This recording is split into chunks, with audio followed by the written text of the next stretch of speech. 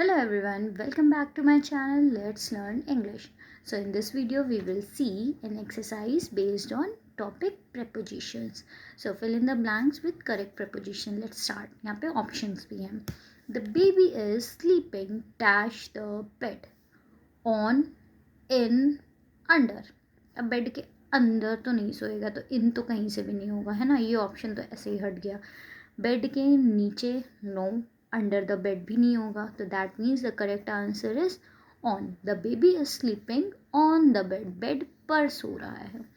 He walked dash the road carefully. Road cross करके गया, ठीक है, मतलब वॉक करके रोड को केयरफुली उसने क्रॉस किया, ये मतलब है यहाँ पे कहने का.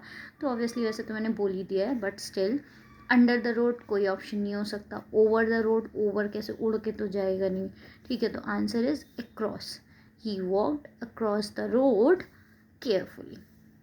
Next, she hid the gift dash the cupboard.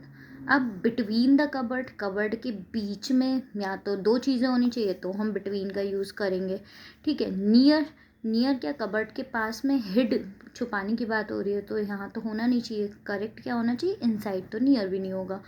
Answer is inside. She hid the gift inside the cupboard. Now next, we stayed at home dash the rain. ठीक है, हम घर पर ही रहे जब बारिश हो रही थी. तो फॉर तो यहाँ पे लगेगा ही नहीं कहीं से भी, और बाय भी नहीं लगेगा. तो correct answer is during. During मतलब जब बारिश हो रही थी उस वक्त के दौरान हम क्या थे, हम घर पर ही रुके हुए थे, ठीक है. फिर there is a big tree dash the house.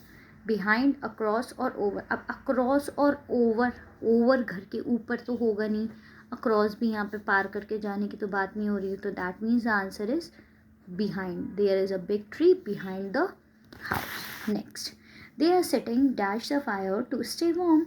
Fire के पास में मतलब बगल में ही बैठे होंगे ऑब्वियसली. अबव और अक्रॉस तो होगा नहीं, अबव कैसे हो सकता है ना. तो answer is beside. They are sitting beside the fire to stay warm. The pencil is dash the table.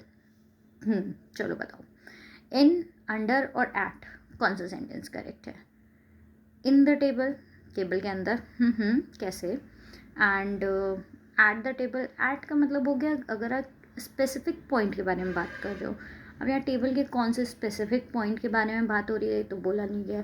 तो इसके according more appropriate answer under होना चाहिए. एट भी हो सकता था बट यहाँ पर नहीं है. Under the table. She was born dash January. In, at और ऑन. तो जब भी हम मंथ के लिए बोलते हैं तो मंथ के लिए हम इन, एट और ऑन में से कौन सा यूज़ करेंगे. हमेशा जब लॉन्गर टाइम पीरियड के बारे में बात होती है तो हम इन का यूज़ करते हैं.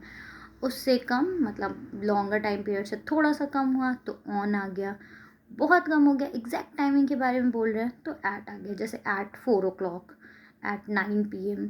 और ऑन हम डेज़ के लिए यूज़ करते हैं. तो इन क्या, इन मंथ है, मंथ से आए डेज़ पे, डेज से आए एग्जैक्ट टाइम पे, ठीक है. तो यहाँ पे हो गया in January. He jumped dash, he jumped dash the pool. In, into और to, which one is correct. Pool में जा रहे हैं, पूल के अंदर मतलब एक स्पेसिफिक डायरेक्शन बोल दिया कि पूल के अंदर.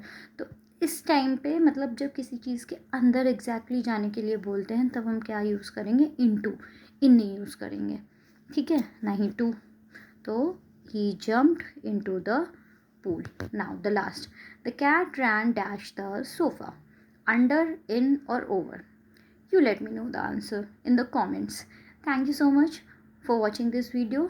Do like, share and subscribe for more videos like this. Bye bye.